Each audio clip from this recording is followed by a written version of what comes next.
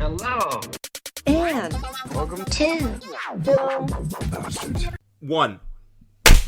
Fuck yeah, that was a slap. It's worth it. It's worth it, Mark. Good morning, good afternoon, good evening, and welcome to episode 501 of Film Bastards. The festivities are over. This is the Boxing Day of podcasts. And welcome to the Drips and Drabs. And we've got, I wouldn't say a Drips and Drabs, but, you know, we're playing a little bit of catch-up before a good few weeks of kind of like constant, interesting new releases. So, and you know, and then we're kind of like barreling into kind of awards season and spooky season and whatnot. So, you know, some fun times ahead. But some fun times also upcoming on this week's show, where we have got catch-up reviews of Ari Aster's Beau is Afraid, the 3-hour magnum opus, and Paul Schrader's latest Master Gardener. We'll do some what we've been up to, do some trailers, some news of some sort. We are a Pod Syndicate podcast. Please listen to other like-minded shows, such as The Rewatch Project, Chinstroker vs. Punter, Gaming Landfill, and others. And others indeed. I don't know why I'm saying indeed to something I just said. Indeed. So, I am going to start by slightly backtracking on the I don't know what the writers are complaining about stuff from last week, slightly. So, Screen Actors Guild have joined in as well. And it's just that some of the demands from the studios do sound a bit insane. One of them being that they would like to take background extras, day players as they're called, pay them 1 day's wage, and then have the right to scan them in and use them in the background in perpetuity without their permission in other productions. Yeah. That in any setting. That's a big old fuck now, isn't it? Yep. Fucking bonkers. Yep. Fuck you. Yep. Somebody also took like the actual the estimate that was put out for how much this was going to sort of cost the studios. And somebody, I was watching the thing where somebody broke it down and said, look, the headline figure is it's around about an extra $460 million a year. This is what it would cost if they went ahead with the new streaming deal, etc. All from there for the writers. And it was like, that sounds like an awful lot of money. Like, however, when you break it down, the company that has to pay the most that it will increase the most will be Disney, for instance. Where it's actually $95 million a year. It's like, so look at it this way. They spent $225 million on Secret Invasion. Which in itself is bonkers how they spent that much money on that show. Maybe effects, what? Yeah. So, yeah, it's... Paying the cast as well. Yeah. But it's kind of like, it's a show that no one really is watching. I mean, the cultural imprint of a fart. Yeah. In fact, I think you're downplaying farts. No one is talking about that show. Nope. I kind of forgot it was on. Yeah, I literally did when Becky the other day said to me, fancy watch the next episode of Secret Invasion? And my brain actually went, what is she talking about? And then I remembered. I was like, no, I don't. So, I don't think they should be dropping them week by week like they are. I mean, you know, I'm going to talk about Bob Iger, like just slightly tangent, but go back to him as well. He was quoted as saying, like, they need to make Marvel and Star Wars special again. They need to do less and make them important, which is a very good thing he said. A very bad thing he said, and I'm paraphrasing, but the whole, they're asking too much. Their demands are too much. It's not even that he said that. It's specifically that he said that whilst on a billionaire's retreat, and he gets paid around about $40 million a year. The thing is, no one's going to tell Bob Iger what to do. You know, he's got too much power for that. He usually knows his shit enough. And he was seen as the person who was going to come back in and kind of like make good with the creatives again. And it just... yeah, I mean, I don't know. At this point, I like if I was starting out as an actor or a writer, I would genuinely be, what's the fucking point? The game is rigged against me. Yeah, well, I was watching a thing with an actor who was saying the same thing. He was saying, you know, his thing was that the value of what they have to earn to qualify for healthcare is $26,000, and he was saying that he said, you know, a couple of years ago, he said, I worked for consistently in TV, not just like one-offs. I worked and was doing guest spots on big network TV shows. He said, consistently, where I worked pretty much consistently for a year. He said, but what I did was I worked. So you'd think that I worked consistently for a year. He said, it was actually, I was on 4 shows, 3 episodes, 3-episode blocks on 4 different shows, plus a couple of other little bits I did. He said, so I was on TV, he said, for like a lot of the year and quite recognisably on TV. So all these people going, oh, it must be going really well for you and everything like this. So a friend saying it to me, he said, and I'd say to them, that was like 3 weeks' work. And yes, I got paid okay for it, but it still didn't qualify me for my health insurance. Yeah. And he was also saying as well, he said, and the great thing is, he said, I get all these people commenting on when I put out videos and stuff explaining these things, saying, oh, well, I've just Googled you and apparently you're a millionaire. And he's like, yeah, I work as a fitness instructor and I occasionally work as an Uber Eats driver because I'm a millionaire. Yeah, no, there you go. I still maintain that some folks maybe need a bit of a reality check about the importance of their job, and very, very much so. There is also a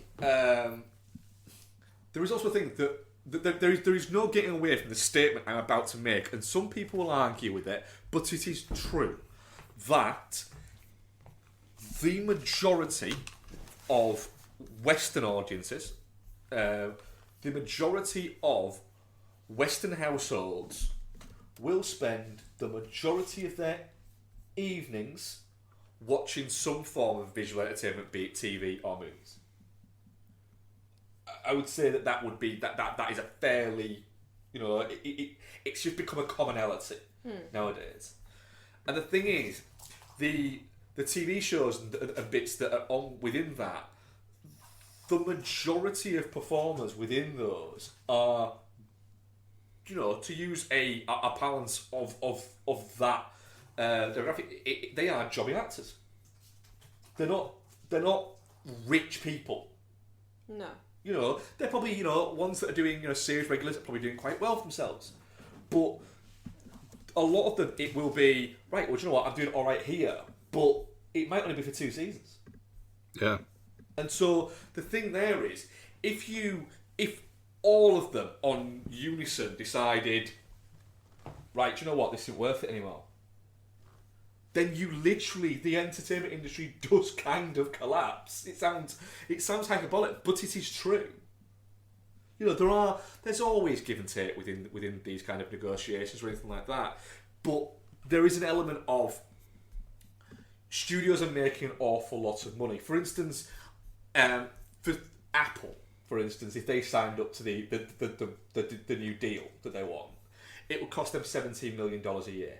Apple have $17 million a year. I would think that they have it literally down the sofa. They are not going to miss it. And so there's an element of it's the actors one helps out the writers one, because the actors one is so strict in terms of there's awards season is on the horizon, and studios are going to look at that and go, fuck. It you know, September, it'll get sorted out. They need them back promoting films. They need them, and if they sort shit out, I mean, it will be interesting to see whether the actors then kind of slightly fuck over the WGA and go, well, we're going to sign our deal, you're on your own again. That would be interesting, but it feels like now there's enough force that maybe something will happen. But they'll make them wait. They'll make them wait. Yeah, it's just really. It is depressing, though. It is like I said. I don't know why you would bother unless you had the family backing to kind of support yourself while you're trying to start up. Well, and then that basically means that a lot of fucking folks from other communities will just never have a shot. Well, you'll end up the situation that we're in this country. Yeah. Where literally, don't get wrong, there's some very good actors, and this isn't necessarily a criticism of those actors, but there are almost no British. We've had a big swathe of British actors, actresses, etc. come through in the past 10 to 15 years, and almost exclusively, same as musicians, almost exclusively they are from wealthy backgrounds. Mm-hmm. We've just had a Indiana Jones film that starred a literal landed gentry. Mads Mikkelsen. But that's it. You're not going to have this. You're not going to have. You're only going to have a. You're not going to get people who have come from different dynamics within it, because it's not a means to make a living, and that is the key bit. Is I think there's something like 190,000 members of the Screen Actors Guild. Well, what proportion of those are wealthy enough to retire right now? It is a tiny proportion. Apart from the ones that already were. Yeah, and then you've got the ones that already were. But I do get the feeling it's a slightly different. It's a slightly different landscape in the States than it is in the UK. But fuck it, Bob Iger's going to try and sell it all to Disney anyway. Sell it all to Apple anyway.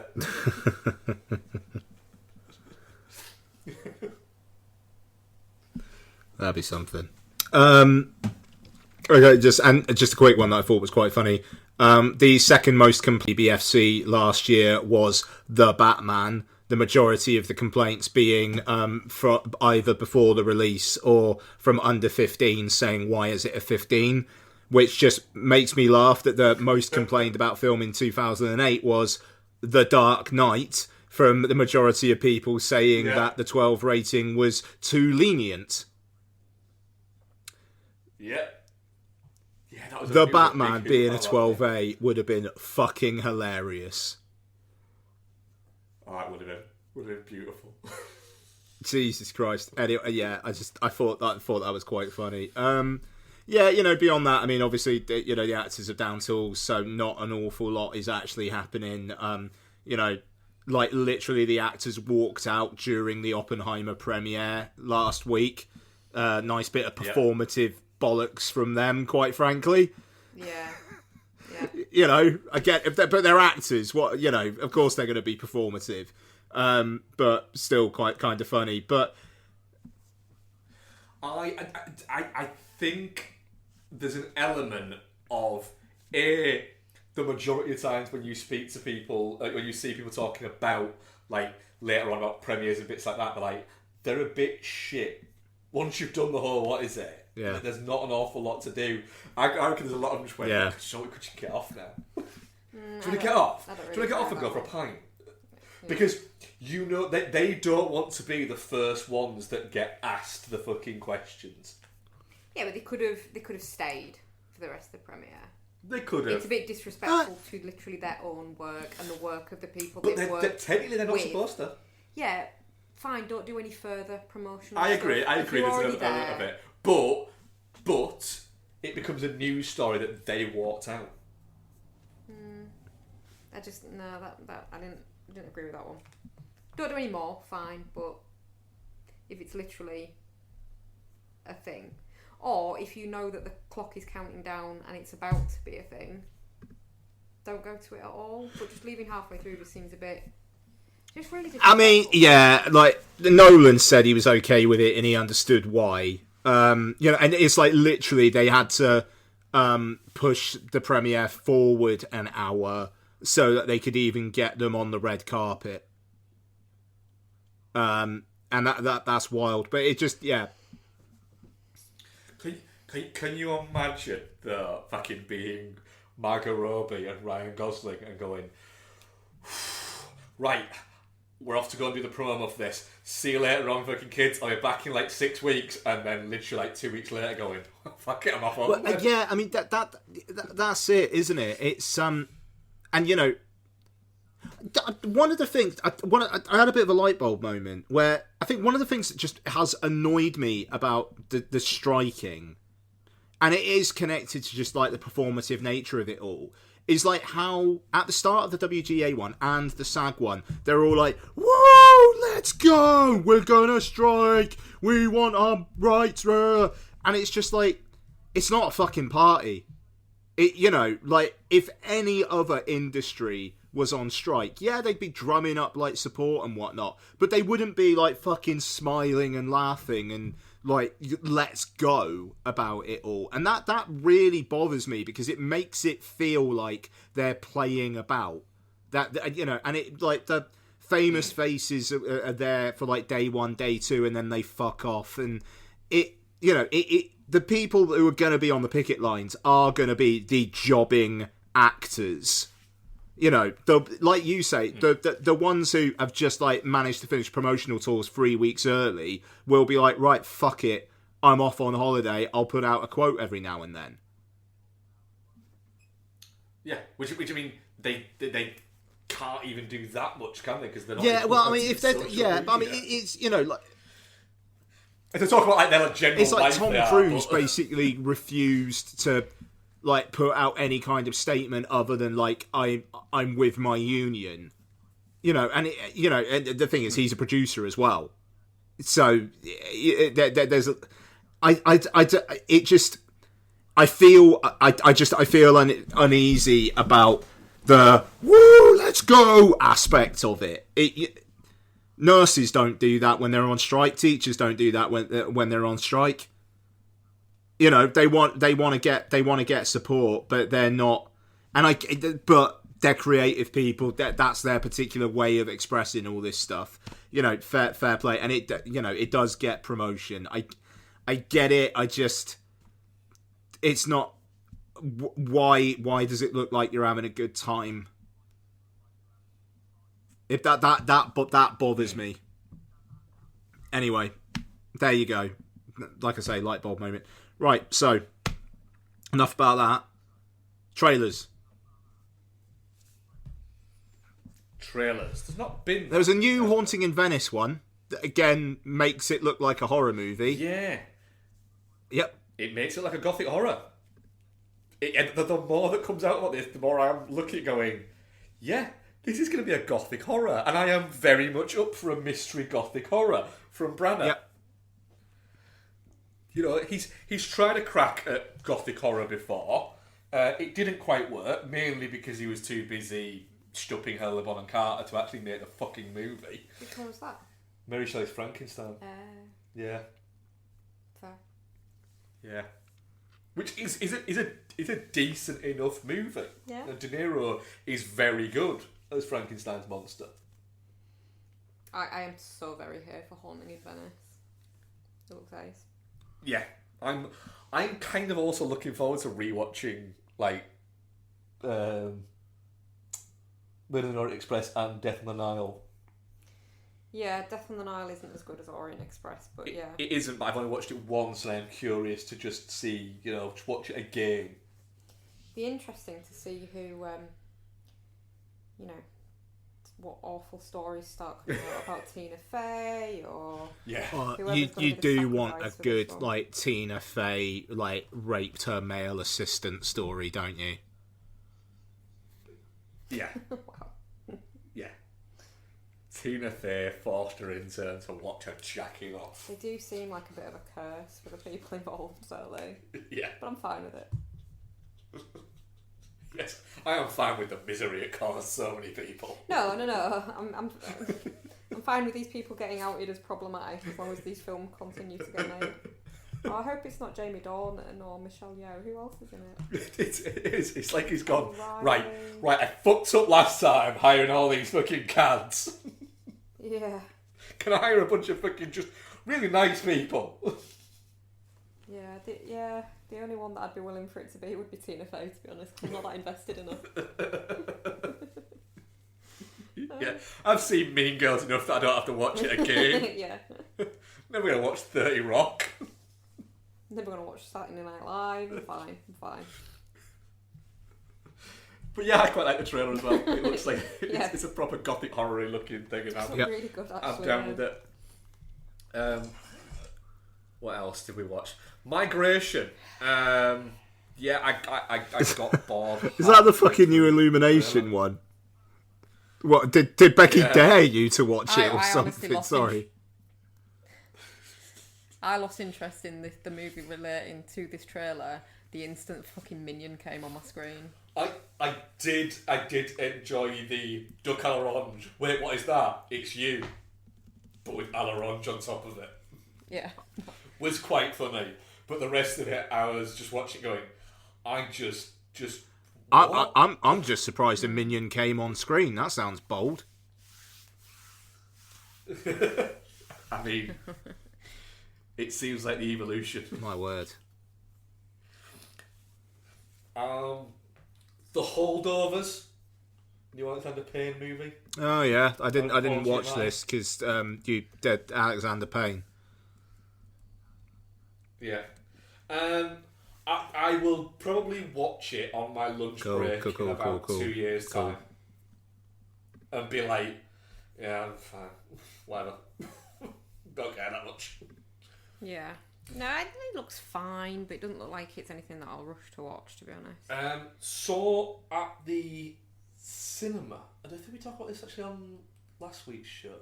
We haven't been to the cinema since. We haven't been at the cinema since. No. But I might have talked about last week's show though. Go on then. Yeah, the Creator trailer. Do you know what? If we didn't have a new Scorsese this year, this would be my most anticipated movie of this Looks a year. bit good, doesn't it? It does look very good. It looks fucking great, and it is an absolute fucking barnstormer, fucking blow the fucking doors off of a trailer as well. Yeah. And not only that, this movie looks like it cost, just the trailer, and it might be a very well made trailer. This movie looks like it cost $300 million, and apparently that's it cost wild. 85. Wow. And this is what you get when the director used to be a VFX maker. Well, yeah. Either of you guys heard about the Dear David movie that they're making? No, what's that? Yeah. No. Don't know if you remember, a few years back there was a guy, I think he wrote for like BuzzFeed at the time, and he was a cartoonist, and he did like a lengthy... Is this an Orange Story with a pencil or something like that? No. Lengthy viral Twitter thread about thinking his apartment was haunted. Drew cartoons of it, had a dented head, blah blah blah, and all the creepy shit that was going on. No, lost me at BuzzFeed. It's not about BuzzFeed. He said he worked for BuzzFeed. Right. Anyway, they made a movie of it. Of his experiences. Killers of the Flower Moon. Apartment. No, it's oddly enough called Dear David. The actual, I remember the Twitter thread happening, like the whole the occurrence, but Yeah, it's a bit odd that they're Dear making David. a movie of it. Yeah. Dear David movie. Justin Long's in it. Justin Long, of course Justin Long's in that movie. I felt like for a moment this was going to be something. So Donna the other day sent me an Instagram reel saying, "Do you really want to do this in Spain?" And it was a video of like the riding the whatever of the bulls, the running of the bulls. And I was just like, what? Yeah. And she was like, "You were saying the other day that you wanted to go to Spain and do the running of the bulls." I was like, "Don, if I had my choice, I'd never go to Spain ever again. What are you talking about?" And she was like, "Did I dream that? And are you messing with me?" I was like, "I swear to fucking God, Don, I've got no interest in the running of the bulls." And she just fucking confused a dream with reality. I feel like until Mark actually found it on the internet that this was just something that you'd made up in your head, Bex. I'm going to be honest. Like you with the American Samurai thing with me. Afro Samurai. Afro Samurai, sorry, yeah. That's fucking good, that. Yeah. You need to dig that out of the loft. When I tried to explain Afro Samurai to Bex once and said I was going to HMV to get this Samuel Jackson thing, we were going to HMV and Bex was going, "This doesn't exist, Mark. It doesn't exist. You have made it up." It's an animated film about a samurai who has an afro, who is voiced by Samuel L. Jackson. The RZA does the soundtrack, and Ron Perlman is the guy who he's fighting against. Like, it's all real, baby. This doesn't exist. It's like went in and asked the guy at HMV and was like, "Have you got Afro Samurai in?" And he was like, "What is that?" It's like, "It came out last week, I'm fairly certain." Explained it to him, and he looked at the computer and went, "Mate, that doesn't exist." I was like, "I'm afraid it does." And he was like, "No, it doesn't." And then I found a copy, didn't I, in the children's animation section. Oh, yeah. Yeah. Proudly took it over to the guy at HMV, slammed it on the desk and went, "Ha!" And then he took my money. Yeah. Yeah. So he kind of had the final laugh. Fair enough. Yeah, no, it's it's a shit trailer, don't get me wrong. Oh, did you watch the trailer? Yeah. Alright. It looks hugely generic, but I find it quite amusing that they've made a movie out of it. It's the guy that does these. Oh, is it that guy? Comics, yeah. Ah. Right. Great fucking visual aid for podcast there next. Guys, Google Adam Ellis comics. Yeah. You'll be able to see it. I mean, we've already had a film based on a Twitter thread. Yeah, good point. Oh, yeah. It was. Good film, though. Bisexual lighting.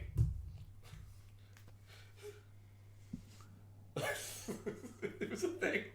Bisexual lighting was a thing. Fair enough. I think that's all I've got for trailers. Kind of fucked that up in terms of like leading up to a crescendo, didn't we? Ah, well. Yeah, we did a little bit, because we don't have them. Yep. Probably should have finished the Heart of Venice there, shouldn't we? Oh well, right, never mind. Right, I'm gonna warm us up, I think. Master Gardener is directed by Paul Schrader and stars Joel Edgerton, Sigourney Weaver, and Quintessa Swindell. Oh, and Isai Morales from Dead Reckoning. Joel Edgerton is a gardener with a secret. You think the secret's going to be that Sigourney Weaver plays like the head of an estate that he tends the gardens to, who likes to fuck him, but no, he's got a secret. He used to be a white supremacist, and shock horror, who is he falling for? Sigourney Weaver's grandniece, who is not white. I mean, that kind of is the plot. There's not a lot to it. And that's my one-line review of Master Gardener. There's not a lot to it, yeah. Elaborate. It's just fucking boring, isn't it? It's just but fuck all happens. Joel Edgerton is not. He's not the man who should be a romantic partner of film, Quintessa like Swindell. That's for fucking sure. He's not the man that should be a romantic partner of anybody. It looks like he's made of fucking Play-Doh. You look at something like First Reformed as an example, both with fairly quiet, stoic, central characters, yeah? And then one of them's got Ethan Hawke, who's a good actor, and manages to be quietly stoic whilst also having nuance and subtle... You know, he gives the performance character without overblown... For the most part of the movie, apart from when he's like wrapping himself in barbed wire. But like for most of it, he doesn't. There's not an awful lot that he does.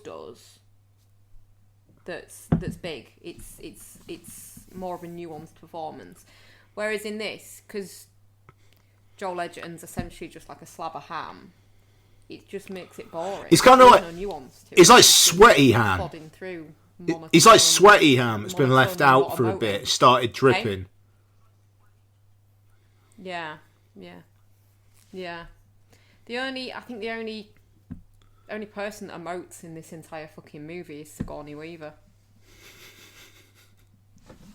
The rest of them are just like, oh, should we go shoot these guys? They were mean to me once. They gave me drugs. Okay, yeah, let's go shoot those guys. Oh, we're at those guys' house now. Are you gonna kill them? 'Cause I asked you to. Yeah, I might go kill them. Actually, no, you kill them. Nah, I'm not going to kill them. Alright, I'm just going to break their knees then. Alright, I'll see you out of the car. That was that whole scene. I'm just going to kind of like say my piece because I think I'm intrigued. I kind of want to build up to maybe Mark having a differing opinion. I'm kind of with you there. I gave it a 3 out of 5 on Letterboxd, but I agree with absolutely everything there, and I think I probably need to tamp down my review a bit. I don't necessarily think it's awful or anything like that, but it feels like it's got ideas that it's just not expressing well enough. All the stuff about flowers, I'm not connecting the dots when the plot, like you say, is very, very simple. Like that. It kind of feels like it's gonna build to something, and then it really doesn't.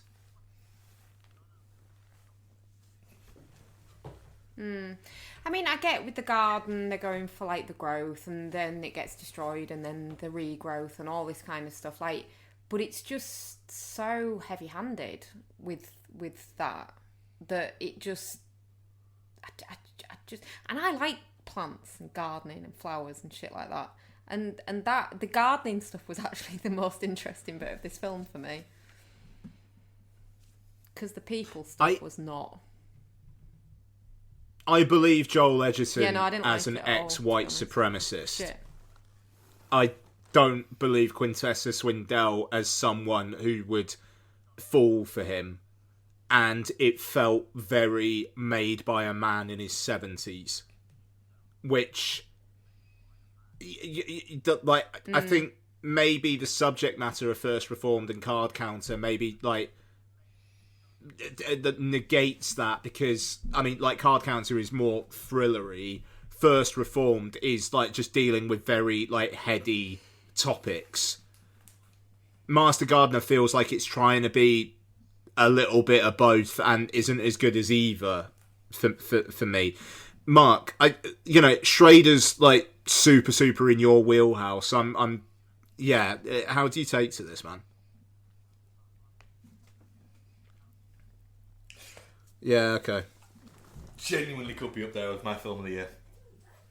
Yeah, I think it's the thing is, Schrader is almost unapologetic in the way that he makes his movies, in the way that he writes his movies. He's not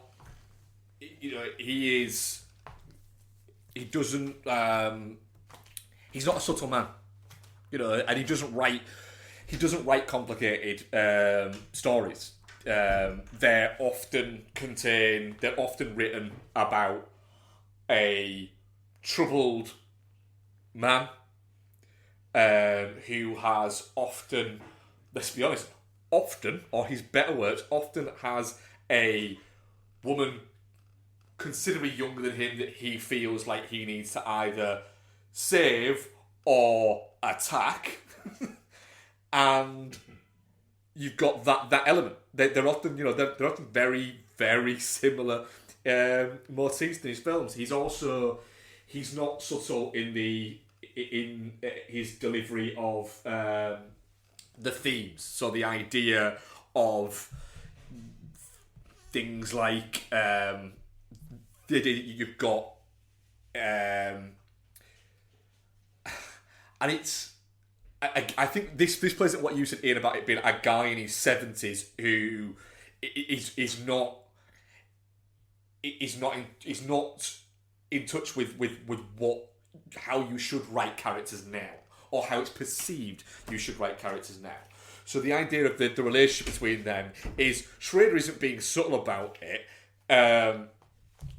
These are two people who a commonality that they have with them is they are both recovering drug addicts. And the other commonality that they have is that he's looking for some form of replacement daughter and she's looking for some form of replacement father. Yeah, but then they end up fucking. Yeah, I'm not saying that should be fucking celebrated. Anything like that. I don't think even Schrader's saying that. But they found companionship that is there, and the idea of the gardener thing, and the garden thing is that everything can grow back. No matter how broken it all is, it can always grow back, and that's the idea, is that they will grow back together.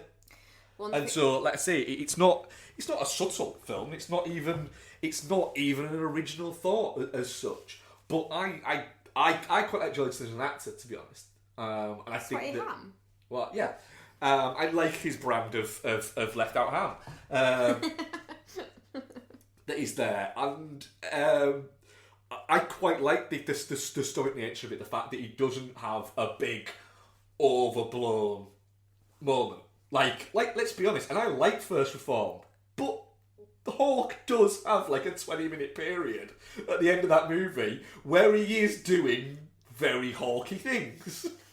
So to say that he was stoic throughout is a little bit. No, that's what Amber said through the body of the movie, apart from when he's like wrapping himself in for the last 20 minutes of that movie, he's going very full. He's going fucking full wings out Hawk in that. I do love Ethan Hawke. And I there's that. The thing is, but I liked the quite the slow nature of it. I quite enjoyed that element of it, and the almost the weirdness without it ever clicking too far over into too weird absurdity. There, it just felt like. See our later review. Yeah, it's but things like it kept you kind of like teased on the edge of you going right. So Sigourney Weaver, it never outright comes out about it, but it teases an idea of, well, she knows who he is. Does she still think that he thinks these things? Yeah. And does she agree with him? Because she kind of seems to. Not agree with him now, because he clearly doesn't share those feelings anymore. Yeah. But there's an element of that, but it never outright. Yeah, and I mean that's where I'm kind of like saying at the beginning it feels like it's dealing with stuff, and then it kind of builds to nothing. When they get kicked out, and it's like, I mean, Becky like kind of described it really well. It's just, right, let's go here. Oh, those guys, yeah, that's him. Don't you bother her. Yeah. All right, let's go. I saw your chest. We should get that removed. Yeah. What's that? My marshal's disappeared. Oh, all right. I don't know. Just utterly inessential, and good on you, Mark. But yeah. Just the lack of any human response, emotion, because killed it for me. But I think the idea there is you've got two people who the emotions are drained out of them. All right, that's fine, and And I'm glad you enjoyed it. But and then the only actual even the and I'm doing bunny ears for a podcast. The sex scene you have is emotiveless. It's passionless. But what do you get at the end? What is the closing fucking shot of the movie? It's them dancing on a porch. It's the first time you've had this level of emotion, and the first time you've had any level of joy from them. Is they're back in a place that gives them an element of sense, an element of purpose, and an element of joy, and you get that. And so that hits differently if you've had. Didn't really hit different for me. I was just like, the credit's going to come up. Yeah. I think it's one of those. It takes you same. on the journey there. yeah, definitely, and I'm really glad you enjoyed it. It was just too flat for me. It was just too flat. There was no, like, even the violence and the, like you say, even the violence and the sex and everything was just treated with the same as, like, planting some fucking pansies, and nah. It's, for me, in terms of the Schrader's current output, I think I preferred it to Card Counter, and I really like Card Counter, but I probably don't think it's quite up to the level of First Reformed, and it's a damn sight better than we have. And Dog Eat Dog. We've done a lot of Schrader. Look, I mean, on this it's touch and cloth years. for me. I don't necessarily think it's shit. I think it's engaging enough. But I'm not surprised this just kind of came and went. I'll say that. I'm glad you enjoyed it, Mark. Yeah. Definitely not shit for me. Shit for me. Fair enough. Thing is, I was really dubious when you said about watching it, because I was like, how good can a film with Gardner in its title be? And then I watched the trailer and I was like, oh, actually, yeah, this looks quite interesting. The trailer makes it like it's a different movie. Yeah, it really does. I'd like to watch that movie. The trailer makes it like a different movie, because the trailer makes it look like all of the violence that is in it that you see in snapshots Is ongoing. Is his reaction to her turning up, having been beaten up. And the trailer does hint at that. Yeah. So it hints it's a little bit of a revenge film. It's not. No. Do we have a poll? It is not. We do, yeah. I'll just get to it. That's not the right app. That's the right app. Come on. Open your prick. Jesus. It's time. Oh, go away. Definitely not shit, 60%. Touching cloth, 20%. A little bit mixed, just like we were. 20%. Okay. Yeah. Bex, what have you been up to this week?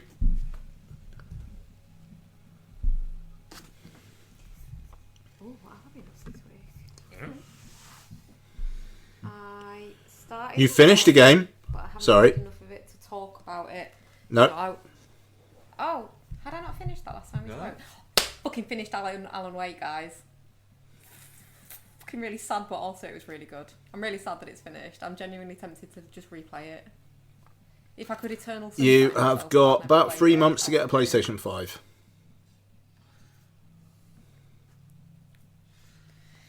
Yeah. Nope. Keep looking at the price of them, hoping it'll come down, and then thinking it's not gonna though. It's not gonna. I just don't know whether I can justify like 500 quid on something Yeah, but that you I'll know, use you every know, few like months. the weekend before, you will go, do you know what? Fuck it, I can. Yeah. There's... If it was one game, no. If it's 2 games, yeah. And you'll get FIFA, won't you, Mark? I don't know. Well, not FIFA, EA Football. I might do. Yeah, well, There's going to be three enough games out for this. over the next few years to justify it. I really wanna go and It's like I said before. I might just have to sit my cat next to the PlayStation 4 and hope he does the cat thing and nudges it off so it breaks, then I can justify it. Fucking, you're gonna come home. It's gonna be fucking Joey with Chandler's chair of you just there going, oh no, it broke. No, but I am tempted, to be honest. It's such a good ending as well. It's yeah, it's like Yep. the perfect game for me. Like I said last week, it is like it has been made specifically for me. And then I thought, well, we did a Google, didn't we, of like Games. That Oh shit! Yeah, okay. Evil Within came up, and I was like, oh, do you know what? I started that, and I was quite enjoying it, and then I think I stopped playing it because there was a bit in a forest, and it was really quite boring. But I don't know. I didn't play much of it, so I'll start it again. And I started it again. The first bit's quite engaging. You're in the mental hospital and stuff like that, and then the second chapter starts, and it's the bit in the forest. And I was like, nah, this isn't for tonight. It's like 1:30 in the morning. I'm not doing this now. And then I've not gone back to Yeah, it and then since, Evil but I Within will. 2 is It's generally good. regarded I'm as enjoying it. better, but it is also quite different. So yeah, you've got some. You got some good shit to come there. From what I played of Evil Within, and obviously I pussied out. I thought it was all right. Well, I mean, like your definition of scary is different from my definition of scary. It's the Resident Evil dude who like made it, Shinji Mikami. So it's got those kind of vibes to it, but it's like the different levels are almost like different types of horror. It's interesting. I'll be intrigued to see what you think of it. But then 2 feels like completely different. It almost goes like there's a sci-fi concept but keeps the horror. But I'll leave it there. Yeah. Right. Okay. So I haven't read anything, so the rest of it's just stuff I've watched. So I watched The Uninvited, Is that Emily remake Browning? of Tale of Two Or is that- Sisters. Yeah, Oh, it yeah. is. Yeah.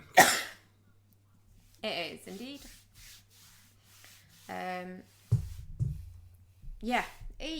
It's, do you know what? It's fine. It's not as good as Tale of Two Sisters. It's not as creepy. But it's fine. It's a perfectly good throwaway horror movie with shades of mental illness. It's fine. And I watched the Flanagan movie that you watched a few weeks back because you thought I'd already seen it, Before I Wake. Oh yeah. What do you think? It's fine. It's fine. Yeah. Yeah. It's fine. Didn't realise it was Thomas Jane to start off with. Thomas Jane, mate. He looks a bit like an elbow with that hair. It's Thomas Jane, and isn't it that woman who was a terrible mother in things for a while? No, it's Boz. It's Kate Bosworth. Oh, it's Bosworth, isn't it? Of course it is. Yeah, it's not Terrible Mother. What's that? What? Hang on, she's in She's in Silent Hill. isn't She's she? in Silent Hill, yeah. Silent Hill. Radha Mitchell. Radha Mitchell, yeah. Terrible mum. In movies, Yeah. not necessarily in real life. I'm sure she's lovely. This is because in the space of about 18 months, she was in like 4 movies where essentially she just played a really bad parent. Yeah. And we watched them all like within the space of like a few weeks once, didn't we? Yeah. She kept cropping up like, I wonder if she's going to be a shitty mum in this. And it turned out she yes. was. Yes, she was. I'm trying to look for that run of movies. I can't find it. Two fine. Not exactly changing my life kind of viewing expeditions. I'm halfway through something else that I'll speak about next week because it's about 4.5, 5 hours long. So I've not quite got to the end of that yet. And I watched a bonkers Korean TV show. No, I've been waiting for you to talk a little bit more about this after your WhatsApp. Yeah, so it's about influencers in Korea, South Korea, where social media kind of relevance is they sort of rank it as being second highest in the world. So like the celebrities are e-celebs. That's who is like in charge of celebrity landscape. And it's about this girl and she's a cool girl, so she doesn't have social media. She's above all that kind of thing, and then she gets like drawn into it, and then she quite likes like the attention that it gets her and all the free shit that it can get her, and like in the Aha video. Yes, sure. And then but then there's scandals, and then her followers dip, so then she turns to this like shady internet person who has dirt on the other e-celebs, and then they use that to like boost her following again, and then she gets a clothing brand, and then there's murder and shit. It's just fucking mental. Like, I watched the first few episodes. I mean, and don't get me wrong, they're like an hour long, the episodes. And there's 12 of them. And I watched the first few episodes and I was like, I don't really know if I'm liking this, but I cannot look away. Like, what the fuck? The structure of it's really weird because it's, I mean, you know, on a cultural level, everyone puts stuff together for viewership differently. Like, American TV shows are put together differently than British ones, are put together differently than Australian ones. And obviously, Korean ones have their own thing. And Madcap. Oh, it's not really madcap, but there's present day. Everything happens on present day. Everything's happened that fucking day. But then Well, don't tell people when it is. So there's flashbacks, but then there's also what's actually happening is Soari, who is the main character, she is doing like a live stream, explaining all the things that have happened over the previous months. And like the behind the scenes shit that's gone on, but she's meant to be dead, so it keeps cutting on present day. It keeps cutting between her live stream and her explaining things. Then it's showing the things that happened that she's talking about, but then it jumps back to like present day, and it's people reacting to like, oh my god, but she's supposed to be dead, and it's just like the structure of it is insane. Like, but then once you get used to it, it's just like, oh yeah, now we're back on present day. So it's. Yeah, it takes a bit of getting used to, but it's wild. Like, it's just insane. Yeah. I am never going to watch this, but I'm really glad you're enjoying it. I finished it. I finished it? Yeah. Oh! I binge watched it, yeah. Okay, no, fair enough. Yeah. So, yeah. And there's a lot of... It's so soapy as well. It's so soapy, because it's based around influencers, so everything's very soapy. It's so much fun. I couldn't recommend it to anybody. Like, don't get me wrong, I wouldn't recommend anyone watch it, but I had a really good time with it. Fair. So yeah. But there's Netflix keeps recommending stuff to me now. It's South Korean soap operas based on the fact that I've watched it, and I'm like, maybe. So yes, that's me, apart from the stuff we watched together. Well, we only watched one film together, didn't we? It was a banger though, wasn't it? Yeah. Although you fell asleep for a bit of it. A little bit of it, yeah. But it is something we've seen many times. We watched Big Swim Little China, didn't we? We did. Yeah. Yeah, had we been to the pub? Yeah. Yeah, we've been to the pub. Yeah. Do you want me to do mine? Yeah, you can do, yeah. Not got that many. Okay. Don't know why. I've got that many actually. Can't think why. Again, I'm having to take a bit of a break on the dash cam. We're back on it next week. I watched more Dash Me Hack this You week watched than more you Dash Me did. Hack. I hope that makes you feel like less of a man, He was Mark. in Celebrity. Was he in Celebrity, really? No, he's not. I was joking. He's just there speaking Korean with all these like tiny dainty women, and it's just Dash Me Hot looking like another slab of ham in the middle of him. Whoa! He's a big cube of a man, isn't he? He's a big fucking Cuban man, yeah. He's not sweaty ham, He's though. a bison of a human. He's just meaty. He's not sweaty. Like Joel. I already watched The Girl What, the Next Door. Alicia Cuthbert No, one? not that one. The whole... Nice. Yes. Yeah. It's getting on for 20 years. I bet now, it's Girl aged Next Door. So like you can fine kind of- wine. Do you know what? I was really fucking worried when I started rewatching it, thinking this is going to have aged like Yeah. Like Out in the Sun, Like a Joel sweaty hat. Edgerton. Yeah. And the thing is, it kind of has, to an extent, but there's also a core kind of message in it that that is actually kind of ahead of its time in a weird way about treating sex workers as just being, that's all they are, and that's just how they should be viewed, which is, you know, with the way that sex work has changed in the past, even the past decade, never mind the past 19 years since this movie was made. There is some kind of quite prescient stuff within that.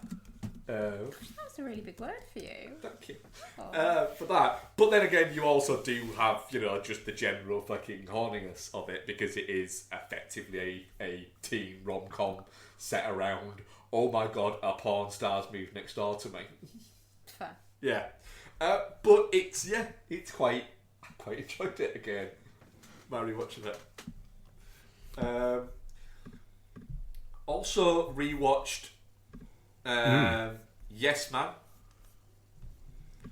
Not really sure why I rewatched this. I think I was going on a bit of a Carey thing after we watched Mask the other day. Fair. So I watched Yes Man. Yeah, it's got Zooey Deschanel in it. What? It's got Zooey Deschanel in it. Zooey Deschanel, isn't it? Can you guess what she does in it? Has a fringe. And Sing. yep. And it's just a bit quirky. Has a quirky job.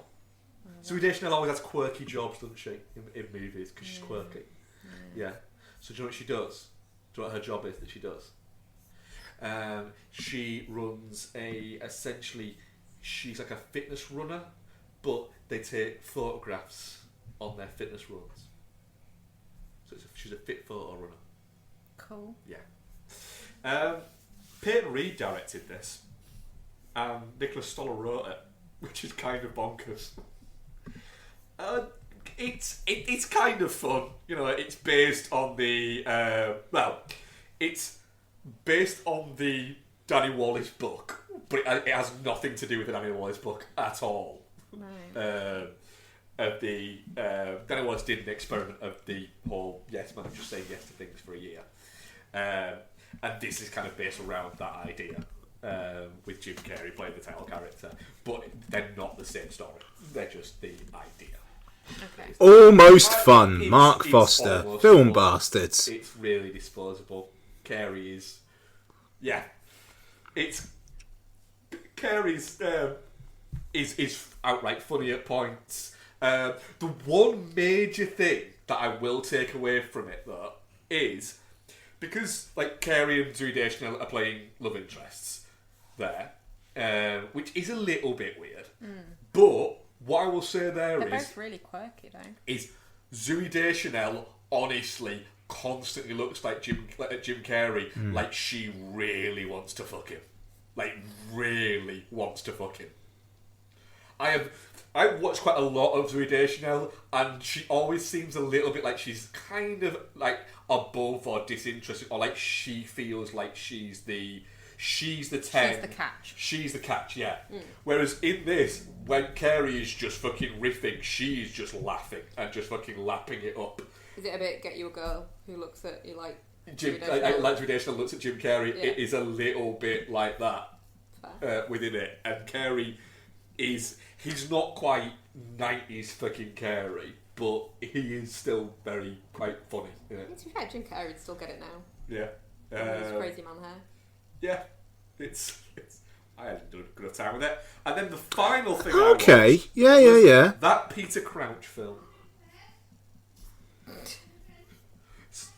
So it's a documentary about Peter Crouch. And the idea about it is, and it kind of starts out with Peter Crouch going, I don't know if anyone's going to watch this. Why are we making this? And the idea is it's not like a biopic about his career.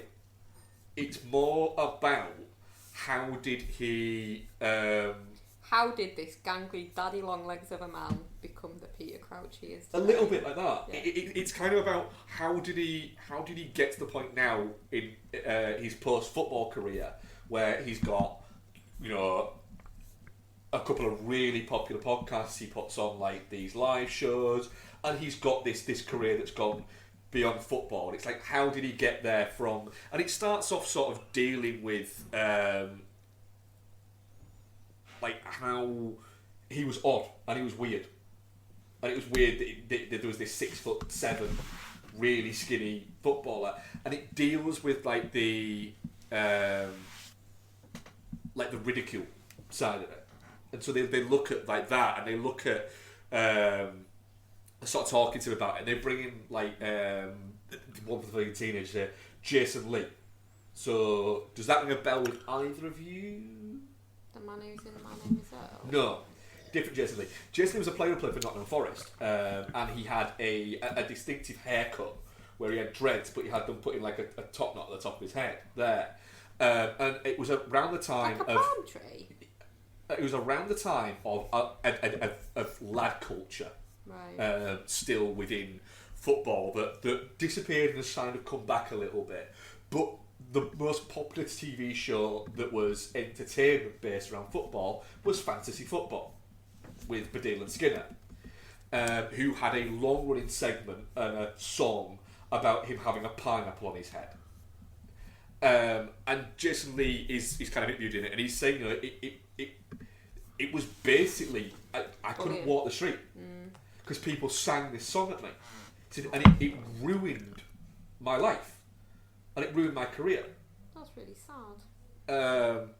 He said, and it was horrible, and no one's ever apologised. And he's talking about that in the whole Peter Crouch bit. He said, you know, that if you look a little bit different or anything like that, you just get it constantly. He said people don't think about the fact that you don't just get this for 90 minutes when you're playing football. You get it all the time. And Peter Crouch just kind of talk about it. There's bits where he's reading like write-ups from like journalists, not even like fans, but like proper journalists, just being horrible to him. And the thing is, he's reading them, and Abby Clancy stood behind him, and you can see she's just fucking getting angry. Well, that's what I was going to say on that. Do you reckon, like, now Peter Crouch wishes he could go back in time with a picture of Abby Clancy and speak to his younger self and go, "This will be your girlfriend." Well, he literally, he's like, hang in there. He's like, you know, at one point he literally says that. The guy who made the film sort of says, well, going back, would you change like anything or anything like that? Would you do things differently? He's like, he said, I play for Liverpool Football Club. He said, I can still go to Liverpool, and I am, and they love me there, and it's great, and I'm a legend. I didn't play there for that long, but they love me there. He said, I got to play for England at a World Cup. He said, I get to do the podcast, I get to do these live shows where I can get bands like Kasabian to come and play. I get to do all these things, and I'm married to a fat woman. No, I'm all right. I'm all right with it. I think I can safely say to every single one of those people that mocked me or shouted abuse at me or laughed at me or anything like that, do you know what? I think I might have won. Yeah. I mean, because don't get me wrong, Peter Crouch, he's not a bad-looking guy, but he is punchy. Oh, yeah, he says the best answer to an interview question of all time. It will never be beaten. A virgin.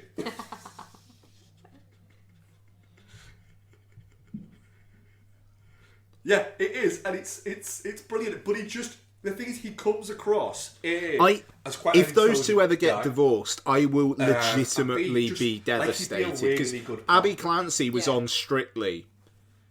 You guys know my feelings on Strictly, and just seems like the nicest lady. And Peter Crouch seems like a really nice guy, and just nice people. Yeah. I love the fact that Abby Clancy, you look at her and you're like, God, look at her. And she opens her mouth and that voice comes out. It's just amazing. The fun thing is within the film, and if you are in any way a fan of football or Peter Crouch like that, I do recommend. It's only an hour and 25 minutes long. But he tells a story about how he met Abby. And they're kind of sat at the same time, sort of chatting about it. And he was saying that he actually met her for the first night, the night after he'd scored his first goal for Liverpool, which he famously went 19 games without scoring to start off with for Liverpool. And then on that night, he went out to celebrate, and he met Abby. And they were saying, "Oh, did you just feel like really confident?" And went over. And he went, "No, she came over to me." So she started chatting to me. He said, "Which I'll be honest, even though I was an England international player for Liverpool, didn't happen. Like, did not happen a lot." Aww. And then she was like, "Yeah, but you got my number. I went off to the bar. I need came to back, fucking and you were watch chatting this. up This another sounds girl." great. Wow. I was like, "Well, I thought you'd gone. I didn't think you were serious." And it's just a fun bit, but it's the fact that he keeps everyone he bumps into, and that he's on the part of the film. Yeah. Just seems to just really like him. Yeah. Just seems to not have a bad word to say about him. And it's just like that. Although what I will say is his dad comes across like a bit of a dickhead. Like his dad comes across like he's got a little bit of an ego of, yeah, well, my son did that, so I did it. But I think you should watch it in, because I had a good time with it. You come away from it going, do you know what, Peter Crouch? Sounds like a laugh. Seems like he'd be a great pint, and jokes saying, the podcast I do. He said, I feel really bad. The guy goes, why? I went, well, I leave Abby to go, right, babe, I'm off to work. So she's there with the 3 kids and doing all the household bit. He said, and I come and I sit and I chat to my mates in a pub and have a couple of pints and chat shit and call it work. It just seems like a guy's very grateful for what he's got. Yeah. Okay, so weekly Formula One bit. I'll just say that I've nearly finished an audiobook of Surviving to Drive by Gunther Steiner, the team principal for Haas F1. And he is the one of the breakout stars of Drive to Survive, who said, we went in looking like a bunch of fucking rock stars, now we look like a bunch of fucking wankers. But in like quite a strong German accent, despite the fact he's actually Italian. The guy fucking rules. Like people ask for, like, he gets inundated with people asking for selfies and stuff, and he's happy to do it. Like, and it's literally just because he's a funny dude. Like, he's very, very real, very, very sweary.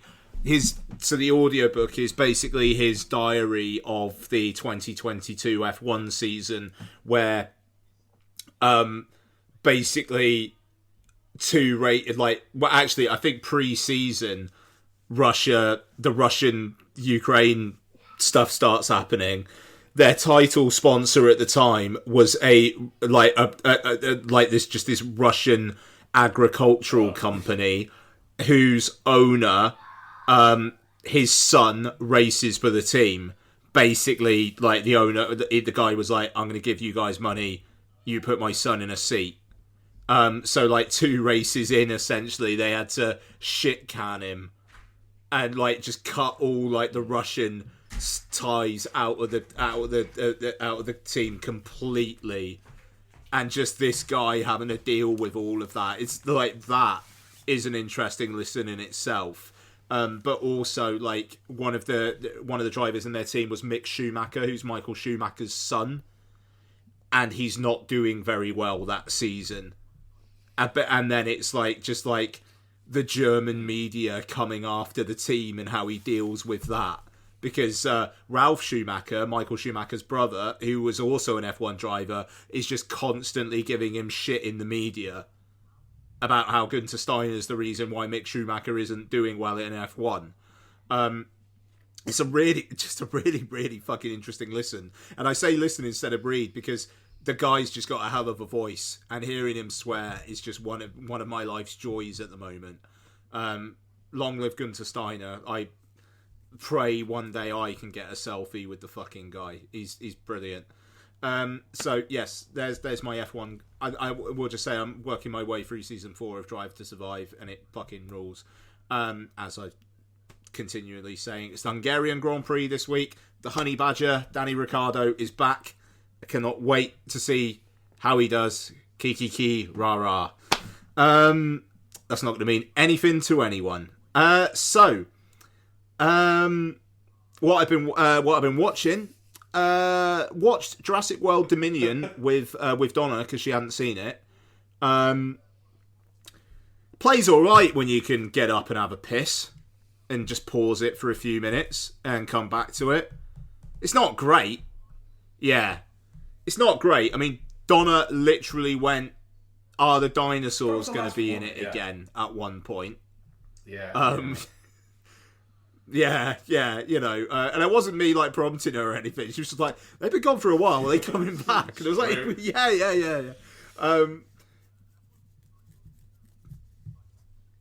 Yeah, I don't know. I blacked out. No, but I. Did you not go? Yeah, I mean, it's sure. fine. Maybe It's not. fine. No. You know, it made an awful lot of money, and it's fine. John Wick Chapter 4. Got a rewatch of this in.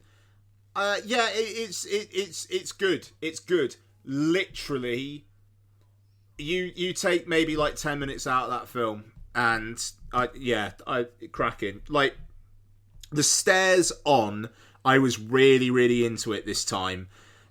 That sequence where it's in that building and it goes top down for a bit. That top down sequence. I can't remember what I said about that at the time. It fucking goes on and on and on and on.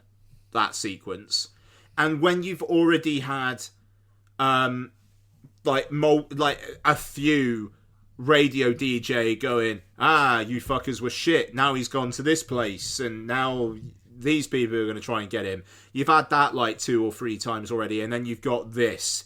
It is just too much of a good thing.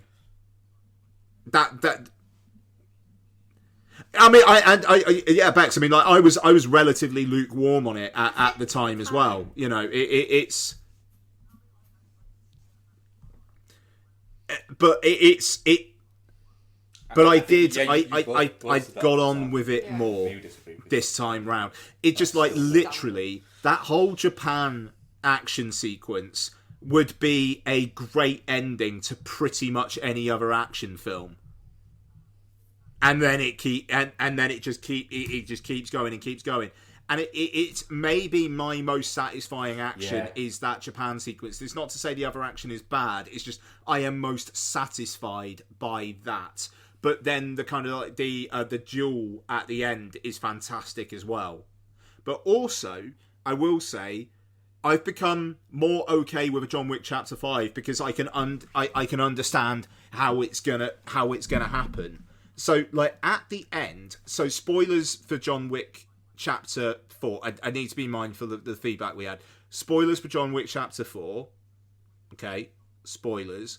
So when he dies in Bunny Ears at the end, and then it's Winston and the Bowery King talking at the end, and the Bowery King says, "Do you think he's in heaven or hell?" And Winston just goes, "Who can say?" And then the Bowery King kind of starts laughing. It is just like, right, okay, yeah, they've like he's still alive somewhere. He's still alive somewhere. I think if they do a 5, they are going to not necessarily have him be John Wick. He is going to be the Baba Yaga. Like I think that's how they get around it. He's not John Wick anymore. The man is dead. Now it's the Baba Yaga who is going to come at the high table. Because the high table stuff is just so... there's an interesting thing about... like Clancy Brown says to Bill Skarsgård at one point, something like, you know, if you fail, like it's going to cost the high table dearly. So that there is some unfinished shit with the high table, and the fact that like Winston gets the hotel reconsecrated and all this kind of stuff, you know, and it's like the high table are now kind of seen as being weak or something like that. I feel like there is scope for a chapter 5 if, for the love of fucking God, it's the last one.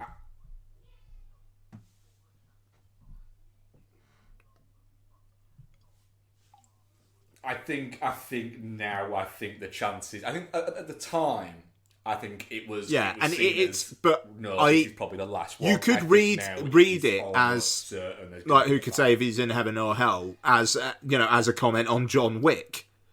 But also, it just they definitely leave a crack in the door open, which I didn't quite see first time round.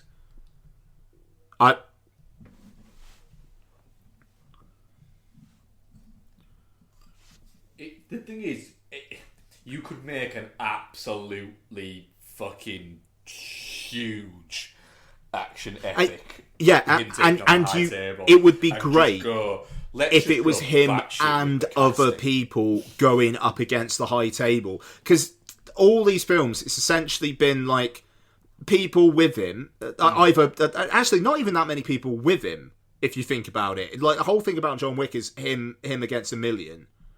But this one, it would be really satisfying if it is, right, he is going to wage war against the high table with him as the figurehead. Let's fucking go. Yep. What's her name from this one? Who's the singer as well, and like sings the end credits song, which I didn't realise. You know, exactly. Yeah. You know, get John Leguizamo back. Just Rita, like the policeman who's like, busy night, John. Yeah, you know, just have a beat. Yeah. Just beat fucking DiCaprio pointing at the screen. David Patrick Kelly back. Let's just do that for a couple hours and then be done with it. Like this one, you've got Lawrence Fishburne blowing out a match and then like cut to desert. You've done the epic. You've done the long big John Wick. Do a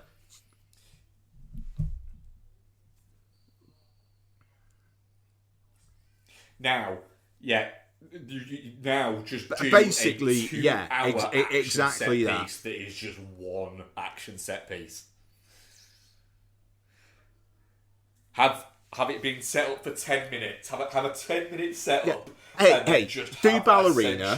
Have Keanu Reeves cameo in that somehow, and then Ana de Armas is in it as well.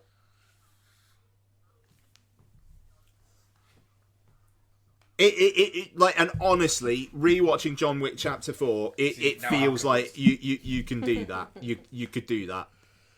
You know, if like it's like, you know, his last word was Helen.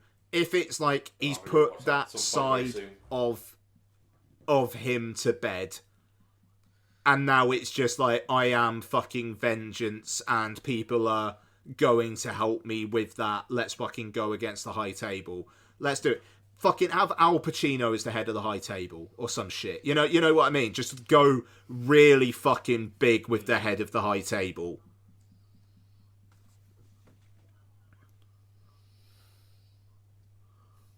Yeah, Al Pacino just say, Al, we won. That's That's exactly it. That's exactly it. Last 5 minutes of Devil's Advocate. Absolutely. So John Wick Chapter 4, it's really, really good. It's too long. There you go. Shocker.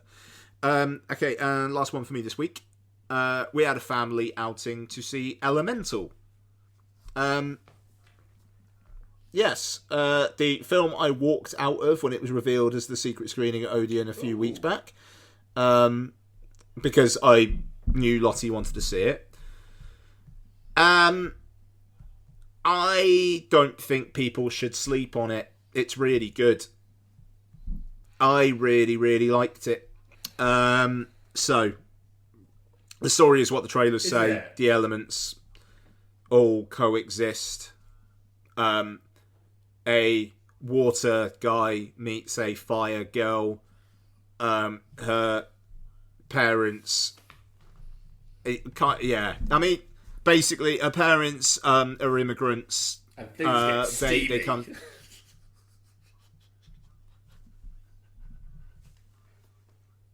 I Do they wish. team up to take out Freddie and Jason? Yeah, they're immigrants. They immediately kind of take against water people. They have their own community and whatnot. Things happen. The fire girl and the water guy meet, and they strike up this friendship that develops. And I thought it was really sweet. It's one of those films where it's like, hey, you know, just because you, film Twitter person, know that racism isn't okay and integration is good, doesn't mean that these aren't lessons that maybe should be taught to kids when they're young. The reaction to this film has been interesting because, yes, the marketing has made it out to basically, like I was talking about it. I went out for dinner with some people from work, and honestly, my boss was like, I thought it was a sequel to Inside Out because, you know, it's dealing with the that thing is a thing. And that thing is a thing. I can see why. You know, it's that kind of a concept. You know, it's like that simple kind of concept is a thing now. It's an anthropomorphized thing, and you know, and it was like, yeah, I could actually kind of see, you know, where he was coming from there. He's not a massive film fan, is Lee? Fair play, but he did see Dead Reckoning and he enjoyed it, but too long. Yeah, it's. The marketing does, it is like, okay, it's that Pixar film again. But then when people have been reviewing it and being like, you know, it's simple, it's not vintage Pixar, blah, blah, blah. And people kind of said the same thing about Turning Red as well. And it's... These films, I don't know, these films are made for fucking family audiences. And just because they're not... they don't have like idiosyncratic animation, and maybe they're not about the really, really liberal themes that people want things to be about, and I've got no problem with that. Case in point, Nimona. You know, I think it's good that these stories that do need to be fucking told in the society we're currently living in, that there's nothing wrong with multiculturalism. It is being told. I thought it was funny. I thought it was very sweet. It was very charming, and there's not even a big bad. You know, like the climactic event thing that you think it's going to be. Oh, and they're going to stop the burler. It's not really the key thing. The key thing is the relationship between the fire girl and the water guy. And that's the through line of the film. And the plot stuff around it doesn't really get in the way of that. It's as close to a meet-cute rom-com drama as Pixar will probably ever do. And I really liked it. I really liked it.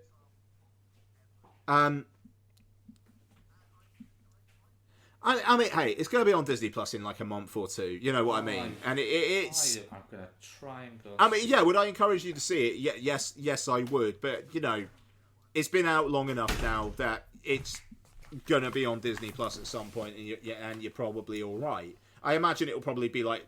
They did Disney Plus Day in like early September last year. It'll probably be one of those.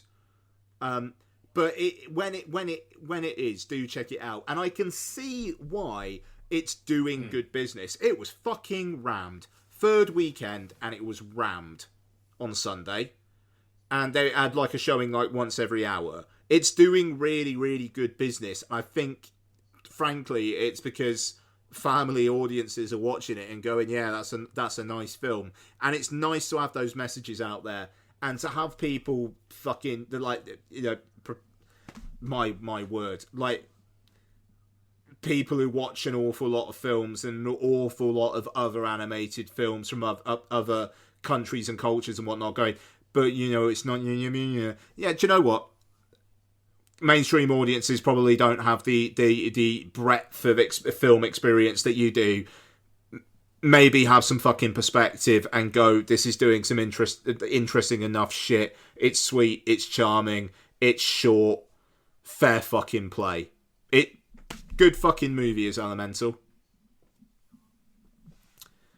you know what's another good movie? Spoiler alert. Beau is Afraid is directed by Ari Aster and stars Joaquin Phoenix, Patti LuPone, Parker Posey, Nathan Lane, Amy Ryan, and others. Beau is Afraid is a story about Beau, a man trying to fly out to visit his mum. Shit happens, and after it happens, he gets a phone call. What's the phone call? His mum's dead. A chandelier fell on her head and exploded it. And he has to go on an odyssey to try and visit her. And a bunch of weird shit will happen. And then he gets there and more weird shit happens. And it's fucking funny. I'm going to start with Mark because Becky spoiled her opinion in the chat. And I love it. Mark, what do you think of Beau is Afraid? Sorry. I don't think I'm going to be as high on it as you two. Spoiler alert. For that there. What I will say is Beau is Afraid is both a really fucking fun, surrealist movie. You shut your mouth. Barely a fucking film at the same time. And I don't mean the barely a film in a negative way. I mean it in like a positive way. It's barely a film. It is just a bunch of fucking shit that Ari Aster thinks is either funny, weird, or he is 100% going, literally nudging somebody next to him going, do you know what? Do you know what's going to happen? A bunch of people are going to watch this. Are going to watch this particular bit and talk about its profoundness or how it's this amazing kind of like deep-seated look into nah, mate, here's a penis monster. Here are cock and balls. Going, yeah, I can see that. He's going, no, it's not. I'm just fucking about, mate. He is just absolutely just genuinely people. Hashtag Mark was right. Reviews honestly, of Midsommar and Hereditary, and just going, I was fucking right. Yeah, I was. Right. It is. It's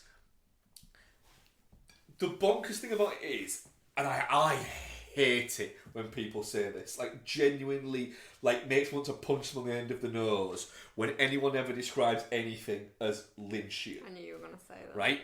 And the reason is because if somebody tries to make something that is Lynchian, they're missing the fucking point. This truly is, though. This is Lynchian because Ari Aster might be a Lynch fan, but he's not trying to make something Lynchian.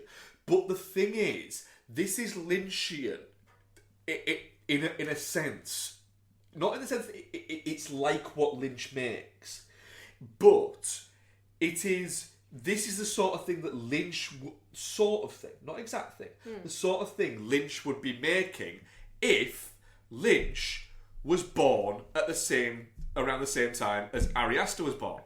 If he was born in the 80s and was raised, in a post-Reagan society. In a society that had the influx of the internet, not in a post-war society that Lynch was raised in a a newfangled world that that had this amazing thing called plastic, vacuum formed plastics. that is the way it is Lynchian, but it isn't like any Lynch film. It is a mixture of things like really crossover films, like part fucking Big Fish, the Tim Burton movie, and part Miracle Mile. I had a great time. It's incredibly long. It's painfully long, but Asta is doing that on purpose.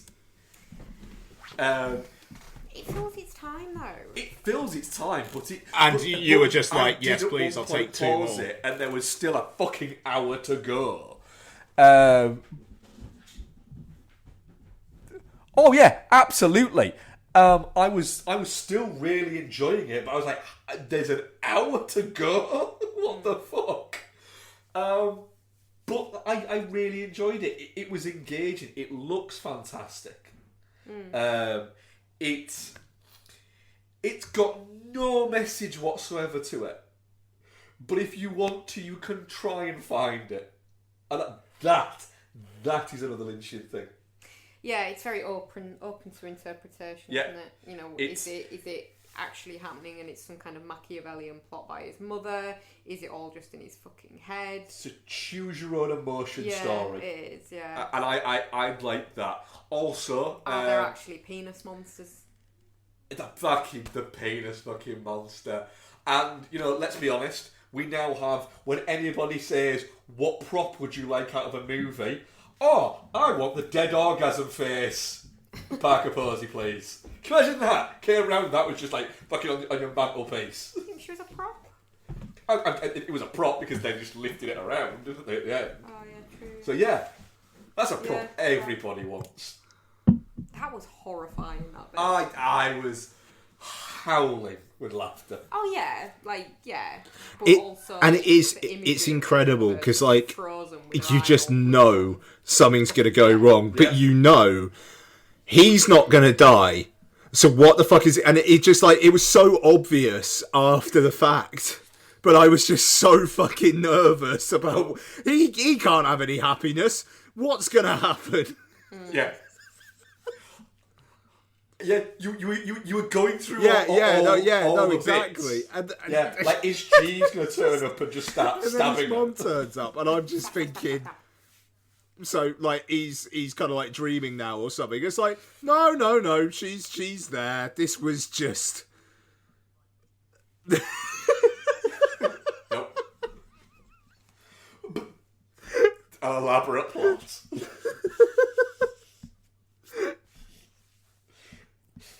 Bex, go on, because you weren't going to watch this, were you? I was always going to watch it. I don't. I was told last week I didn't have to, but I even said then that I was going to. Alright, you weren't looking forward to it. I was... Yeah, man. So do I. after Hereditary and Midsommar, which I think I need to watch again with the reframing Yeah. of these are comedies. Yeah, because when I came out laughing at the end of Midsommar, So when we saw it at the cinema, I was listening... and I was howling with Sorry, laughter. Bex. Like, so Literally, there's an people were interview with shushing me. Astor on The Big Yeah. Picture where he says he thinks Hereditary's a horror film. He thinks Midsommar is a dark comedy, and basically he was writing shit that he thought was funny for Beau is Afraid as well. And it's like with Hereditary, there's definitely more horror things happening in that film. But yeah, I need to rewatch Midsommar. Oh yeah. Hashtag Mark was right. Sorry, Bex.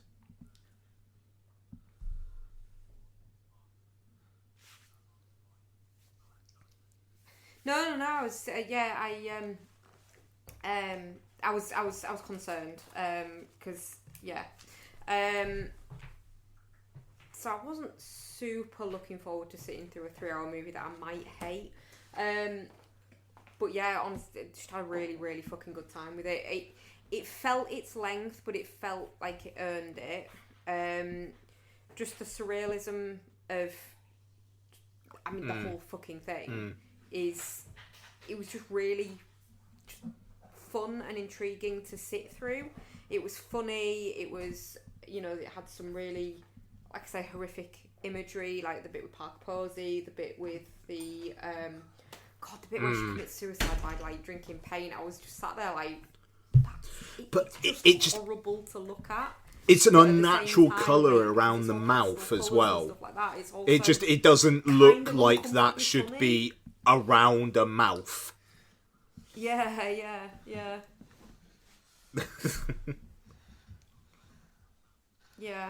Oh, the bit where he vomits on a computer as well.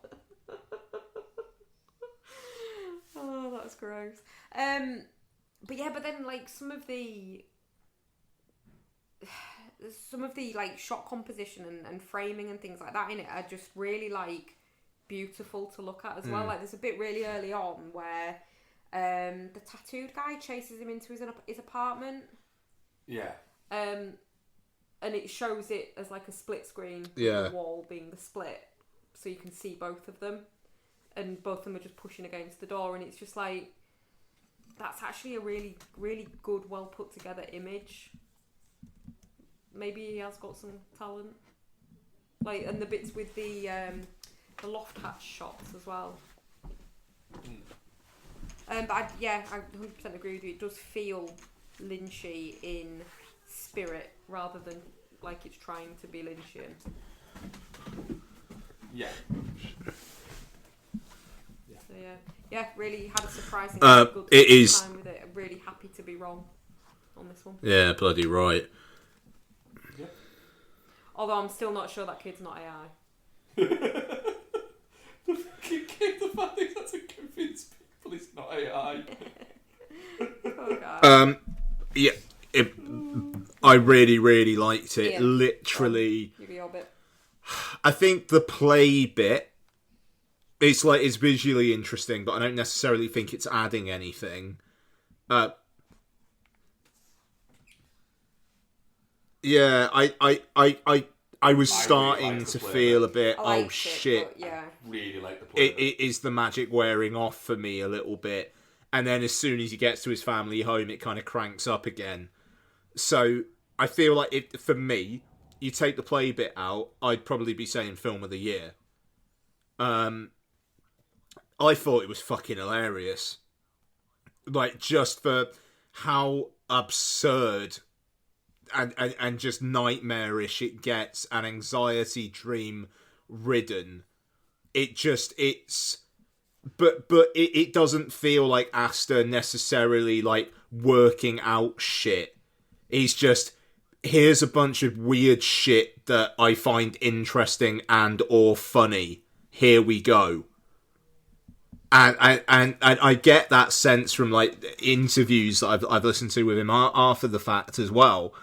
And I cannot fucking believe that A24 gave him $40 million to make this. When you consider the constituent parts of this film, there is a sequence where he is trapped in a loft and is attacked by a penis monster. Who is his dad? And I knew I was in for a good time early on, where he's in the bath and he looks up and that guy is just like up on the ceiling, trying not to fall down on him. It just, like, every 10 minutes or so, there's just a great, what the fuck's going to happen now? And it's like uncomfortable, but it kind of crosses the line of uncomfortable into, I'm just kind of having fun with this. Just the pure, fuck's sake, let's see what happens now of it all. That it doesn't necessarily feel like cringe cinema or anything like that. It was just this like odyssey of watching this poor fucking guy just psychologically get the shit kicked out of him. But it's so, the things that are happening are so not real that you I don't know, it's almost like you get into a dissociative state where you don't feel sorry for him anymore. you do just go, right, let's poke at the rat in the cage and see what happens next.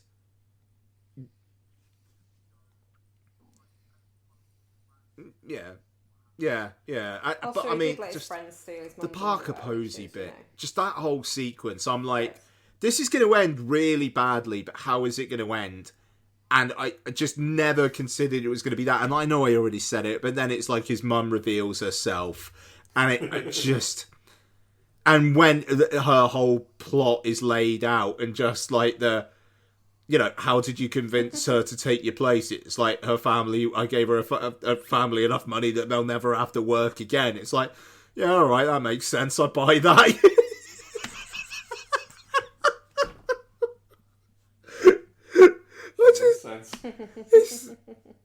I don't know. Yeah. And it's just the fact that, like, she's having a go at him for, like, this bullshit story about, like, losing his keys and stuff. And it's just like, when she's explaining it, it does sound like a bullshit story. But 2.5 hours ago, you saw it happen.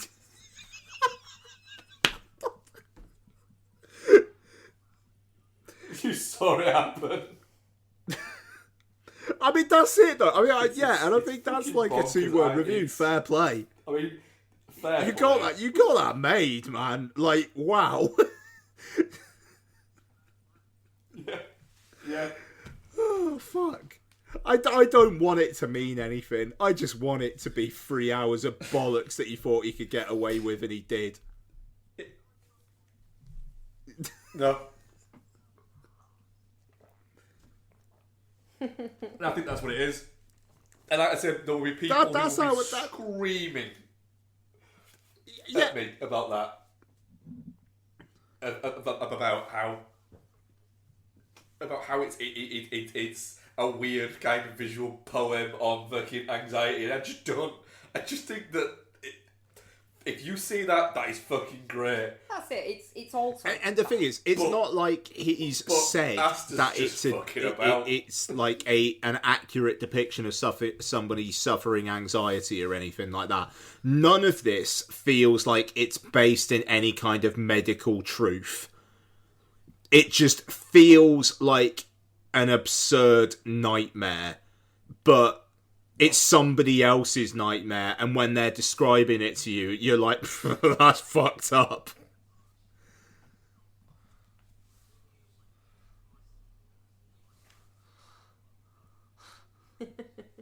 Yeah, it's another great. I think this is a great. Sure. Yeah. Yeah. That'd be a long but good double bill to something like Under the Silver Lake.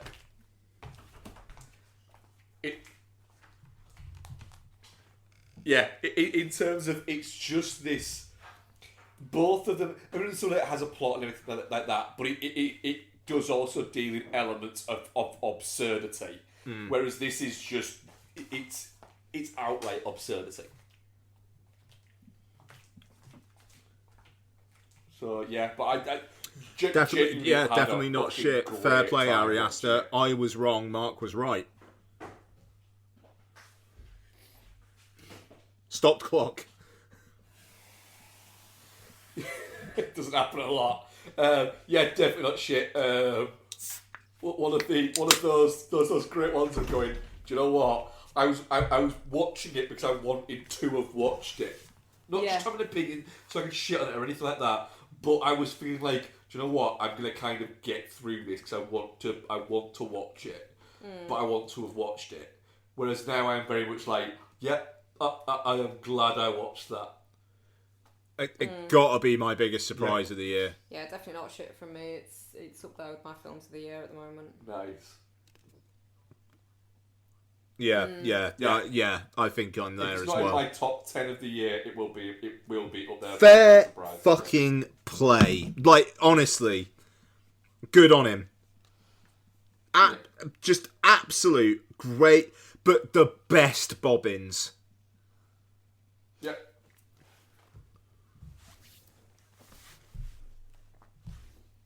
Yeah, the best bobbins is the perfect way to describe Beau is Afraid. And do you know what? It's. I don't think I would have gone back and watched Midsummer or Hereditary ever again. But reframing it against the backdrop of Beau is Afraid, I'm happy to give him another go. Great stuff. Right. Questions. Oh, poll. Oh, audience poll. Sorry. I had the questions ready there as well. Definitely not shit 44%. There you go. Yeah, boy, chaos. 11%, shit 33%, and Geostorm 12%. I could see a shout for Geostorm. I can see a shout for Geostorm, Yeah. but I enjoyed it too much for it to be a Geostorm personally. Same. Dylan Black Lanterns. Where will the world be? I'll be and what will be trying to happening with regularly yourselves by attend the time we hit F1 episode events 1000? and playing golf with, hopefully, people. Middle age, baby. Middle age, baby. I can't wait. That's the most middle-aged comment I've ever heard. I will be going to the F1 with Ian and doing that annoying thing that I do with sports with Ian. Mark, no, please don't joke showing about very going to little interest in F1 them, but because having to I really already with want to golf. try and go to a Grand Prix for my Yeah. 40th next year and fucking don't say shit you can't take back because it's genuinely mean it. I happening. will happily If go to like F1 with I you.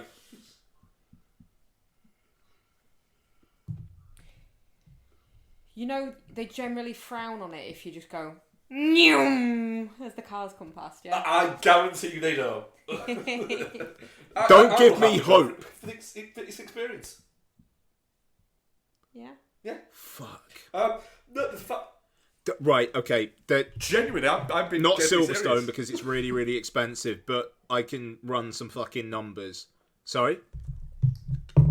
Oh yeah, they're very cheap. Austria. Monaco. Don't get. Yeah. I could do Austria. Can I come Don't and just give me be hope. on holiday Bex, separately and honestly, have right? you talk about cars in front of me? If you guys wanted to go to Austria next year, and Mark and I go to the F1 by day, you do shit by day, and then we have drinks by night or something, I will literally run the numbers over the next fucking week.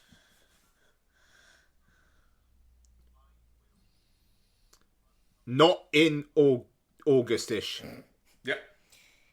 There's snow in Austria, right? Yeah. No.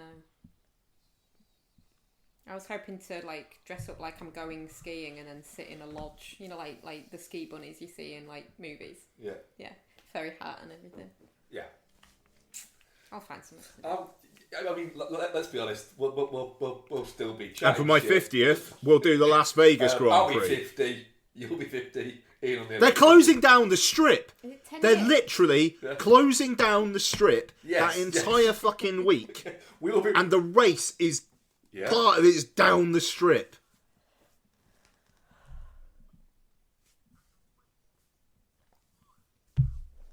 Fuck. Yeah. We'll do that. We will go to Las Vegas. We'll record from Las Vegas Oh my god, we could postpone redoing our wedding vows until for that. another 10 years. Yeah, but then we'd have been married 30 years. Oh, Yeah, fuck. we'll be married 30 years by that point.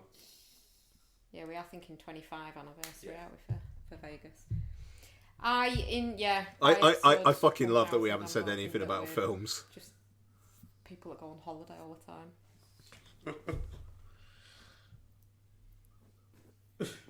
Well, let's face it.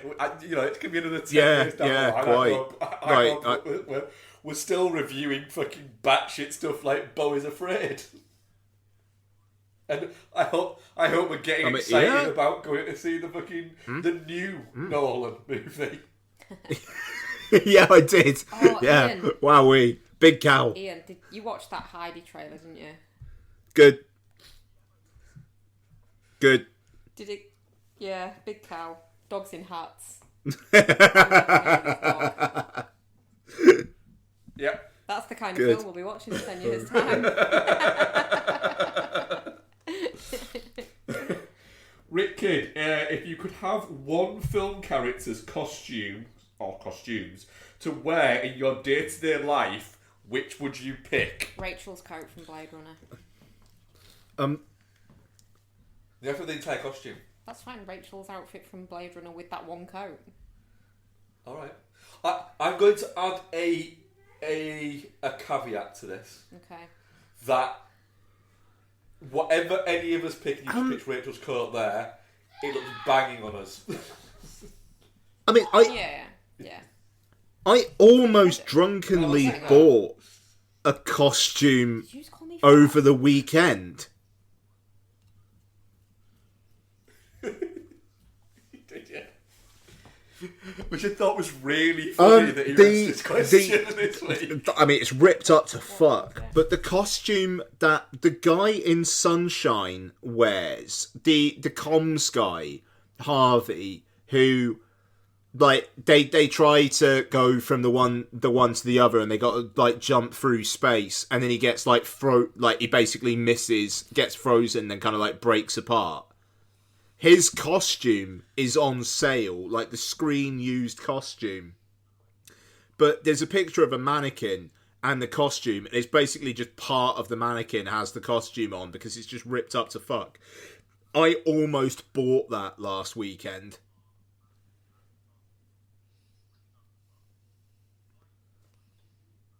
Yeah, we do. I am trying to find it, but we send each other so much shit. What about Ripley's like fucking skimpy pants at the end of Alien? Ilsa Faust's dress. That dress.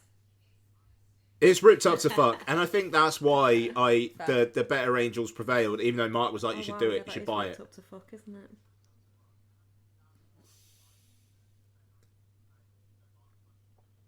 Yeah, never speak to Mark about these things. I'm going to be the devil on your shoulder. We're going to fucking go to a Grand Prix next year, Mark. So you need to start watching F1. Oh God. No, I'm going doing nothing. Mark hates F1. It's gonna be awesome. See, I have two choices in this question, right? Because I can literally pick a choice that is just kind of what I wear. Okay, which would basically be what Johnny Knoxville wears in the first Jackass movie. Yeah, that's it. Which is a pair of fucking blue chinos. No, you can't have that. a white t-shirt and some cons. No. So can I have Jeff Spicoli's costumes from Fast Times at Ridgemount High? Sure, but you can't have the other one. Why? Because isn't Jeff Spicoli like short shorts and a surfer t-shirt? Yeah. Okay. Yeah. Yep. Oh my god! But the Lisa outfit from Weird Science. Can I have that one as well? I've got wearing pants and then a jumper. I've got a question for the both of you. Banging in his outfits, yeah. It's not film related. Chop my head off and put it on her. How are you feeling about Jordan Henderson? Go on.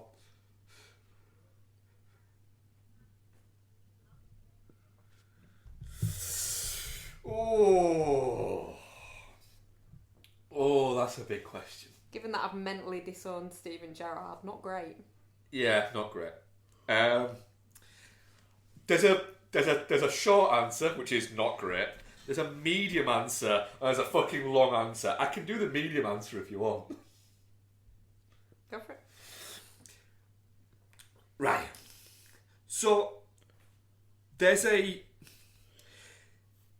issue is... Context, with Liverpool Jordan Henderson captain, particularly. There's a wider if I remember issue correctly, with the Saudi brothers. has agreed a move to Al Ettifaq, Saudi side, for £12 million. They were kind of looking to get him just basically released from his contract, but Liverpool held out for some money. He's getting paid $700,000 a week. It's literally the last hour, apparently. I didn't realise he's actually gone. It's only just been confirmed today. Right, yeah. We'll $700,000 a week. But bear in mind, there is also zero tax in Saudi Arabia, so it is that. The thing there is, John Henderson, and I believe or believed, was a very principled good man. He has gone out of his way to make himself an ally to a particular group of people. So that is the LGBTQ plus community. He hasn't just been an ally during the Rainbow Lace Stick campaigns or anything like that. He has put his head above the parapet to go to bat for them. Now, the problem is now they're going to feel betrayed. And they should feel betrayed. Yeah. But, and I'm sorry, I don't care that it's a life-changing amount of money. The man is already on a life-changing amount of money, as is. And anybody, there's a whole ream of people trying to twist themselves in knots about the Saudi project that is happening at the moment, and trying to say, well, it's no different to where American money comes from, etc. For bits like this. The fact is, it is different. It is different. The fact is the what's going on with the Saudi clubs at the moment is you've got I think there's 16 teams there. In the Saudi League. 4 of them are owned by PIF, which is basically the Saudi government. Yeah. Which is a dictatorship. And another additional 4 of them are funded by PIF. Then you have the other 8. El Hatiyaf, the club that Henderson has joined, are not one of those 8. The thing there is, there's a whole... The Saudi project is not a sporting project, it is a political project. And that is the problem. There is a problem within football in general, in a wider sense, that everything is viewed from a Eurocentric prism. I have no problem whatsoever with a Middle Eastern country, with a South American country, with an Asian country, with a North American country, getting better players, getting world superstars.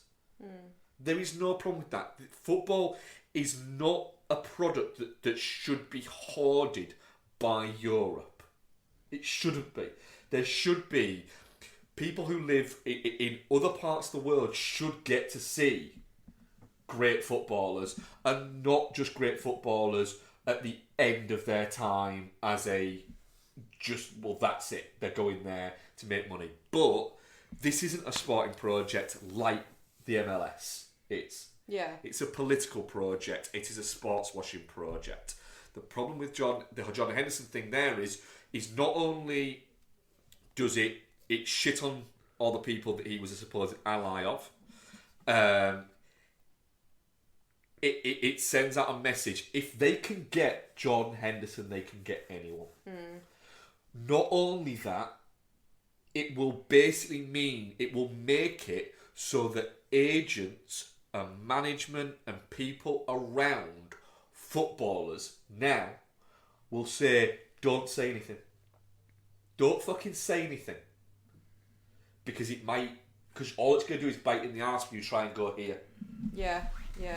But it makes it seem like everything he's said and everything he's done over the last however many years, performative lip service. I've had this chat with Ian through, what is it, when I've made a mild joke. Football has been a huge part of my life, and I love it. I love what football can do to people. Yeah.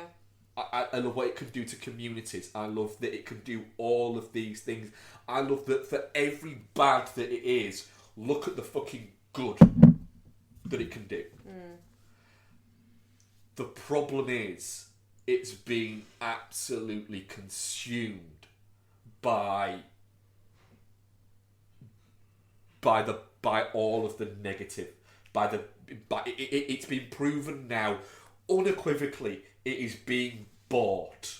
The goodness that is within it is being bought, and the problem there is there's a little bit of me that says, well, if Liverpool's captain can be bought, why can't the club be bought? I don't think it will be. Yeah. I don't think it will be. I think partially because an investigation was done by one of the Gulf states into whether or not they should buy certain clubs. Liverpool was one of them, and it was deemed, do you know what, it just might not be fucking worth it to us. But I am now, to use a phrase that I've used within the chats that we have, I am absolutely slow dancing in a burning room with football now. And it's genuinely upsetting to me. Yeah. For that. The few things there is people who can launch drone attacks shouldn't own football clubs. It has nothing to do with it being Saudis. It is the Saudi government, which is an abhorrent dictatorship, who quite literally state that people from the LGBT community shouldn't exist. Not that they are inferior, not that what they are doing is wrong, that they shouldn't exist, and you cannot support something like that. It has nothing to do with a different culture. So anybody who comes at me with that, fuck off. It doesn't have anything to do with a different culture. It isn't just the way that they do it. It is wrong, and if it is their culture, which it fucking isn't, then their culture is wrong. Fuck all to do with religion. Unfortunately, I thought John Henderson, who might be above that, he's not. He's been bought, and it kind of sickens me a little bit. Yeah. And the other bit of that is, I knew from the moment that Dominic King, who ghost wrote his autobiography, said that he was interested, that was it. That he was going. Yeah. Because there is one person at that club, there is a few there that I hope I don't think can be bought, but there is one that I unequivocally know can't be bought by this project, and luckily he's the manager. Yeah. But from the moment that Henderson, I think, was like, maybe, that's when Klopp had been like, fuck you, then get out. Yeah, that's hugely disappointing. As football fans, we shouldn't have to be looking into the geopolitical landscape of what is supposed to be a enjoyment and a recreational thing. And unfortunately we are, and it is the slow death knell to football fans like myself. It's deeply saddening. And yeah, it's just a little bit of, like I said, there's a wider context that you need the conversation to be had about where football is, but nobody will convince me that this Saudi project is a good thing. Yeah. It's not. It is sports washing. It is, yeah. They've done it with golf, they've done it with tennis, they've done it with horse racing, and unfortunately it's been proven now that it can be done with football, and it's kind of, it's the fact, the wonderful thing about football was it was out of reach of those, because the money thing for it, the people who just did it for the money didn't understand that element. And the thing is, the Saudi League has a history. The Saudi League gets people going to it. It's not, there's nothing against the Saudi League, it is the people behind the money of it that I have an issue with. Yeah. Wow, I didn't think Jordan Henderson, but then I didn't think It's Steven Gerrard. the Gerrard thing is just the fact that he said like he had a family feeling about the club. I mean, it's like he must be laughing as he says that. Like, just Yeah, and it's just like, oh my God, Stephen. Heaven forbid one of your girls turns out to be gay, Stephen. That's it. What I am now interested in is, in a fuck you way, is how Henderson is now going to try and spin this. And there is a thing. I very much doubt what I'm about to say, however. But just saying that, there might be a thing whereby he goes out there, he is the first ever. They have non-disparagement clauses. Outspoken advocate for. I don't think it will happen, but yeah. And the thing is, he's going to have to sign that. Not only that, the club that he is going to was recently banned by FIFA. Oh God, is it that club? Because they weren't paying players. Which is why Liverpool have absolutely... Yeah, there weren't one club, there were several clubs that did that. Liverpool have absolutely, both that and the Fabinho one, have insisted, no, all of the money up front paid before you sign him. Has Firmino gone to the Saudi League as well? Firmino, yeah. Has he? Yeah. It's... Yeah, See, these are players that I've loved for years Yeah. that are now dead to me. It rankles. It Yeah, does. it really does. Absolutely. Well, I already know there's been one player who turned it down outright. One player, and he hasn't come out and said it, but it is known that he absolutely outright turned it down. It was James Milner. Said no. Was offered a huge contract. Said no, not interested. I mean, Yeah. I don't know. It's interesting because the Open tees off tomorrow, and they bought the fucking association. You know, I mean, obviously it hasn't gone through yet. You know, but Live Golf and PGA basically looking to merge, and I mean that's a whole thing as well. Like Rory McIlroy and whatnot, being urged to state his feelings, despite the fact that they were actually working, or the one guy was working in the background the whole time to just basically jam up the price. It is. Yeah, I don't know. It is disgusting. It's just, where does it end? That's.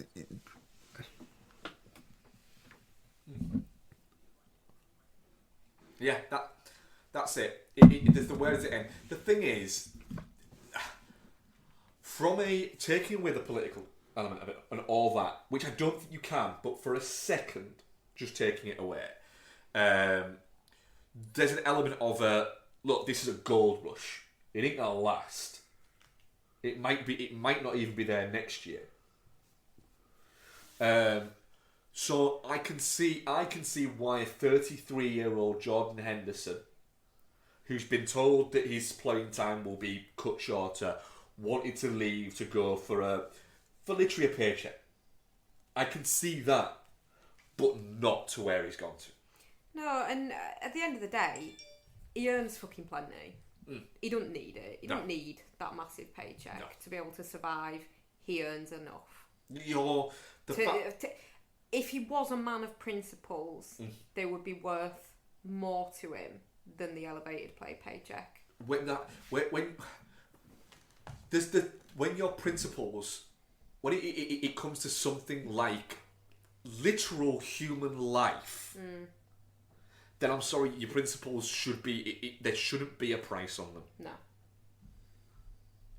And I, for anybody who genuinely knows me, if I was offered that amount of money to go and work within that country in any sector, I genuinely would turn it down. And I know people say, well, you can say that because you'll never get offered it or anything like that, but I would. Yeah. Because I would never be able to look at myself. No. There's no amount of money that can do that. No, yeah. Coming up on next week's show, Barbenheimer. Sorry. Oh, nice upbeat note to end on. But genuinely, I could do a 2.5 hour podcast on the geopolitical football landscape and everything that's looking wrong with it, and it would be the human equivalent of the Charlie Day. I feel like you just need to record a monologue one day and we'll put it on the feed. Going, Mark, are you all right?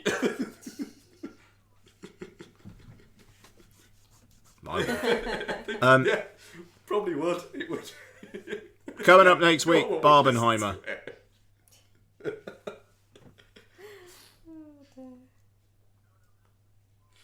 Yep. Woo! The crossover. Yep. A little I'm bit worried so the fucking pumped Barbie for movie's both going to be a movies. little bit Lego movie for me.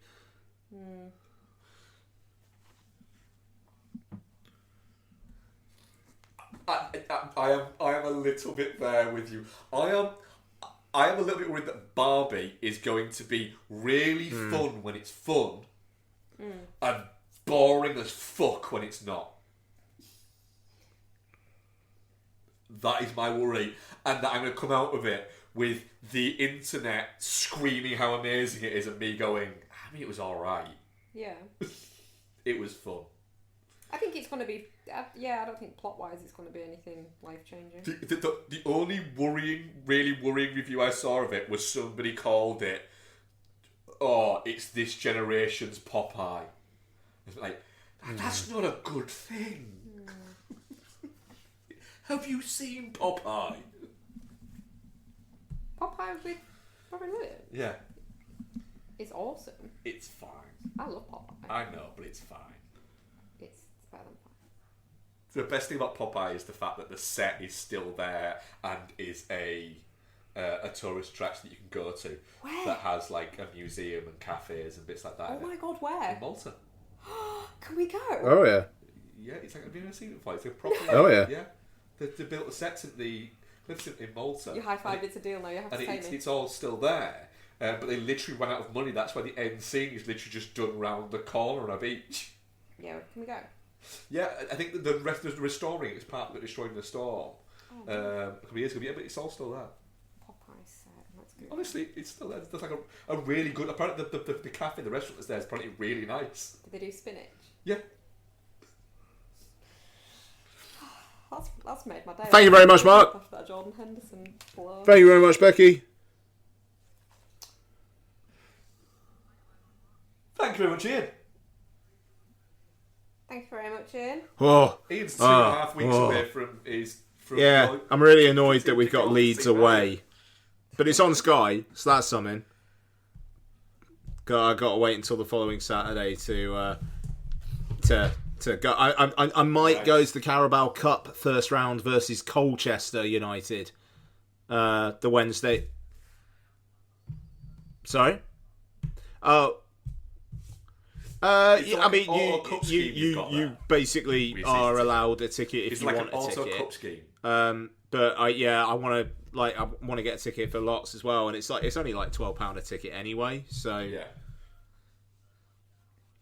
So yeah, we'll see. But yes, I am very, very excited. My season ticket arrived yesterday, and yes, I'm looking forward to talking about the travails of Cardiff City in what we've been up to over the coming season.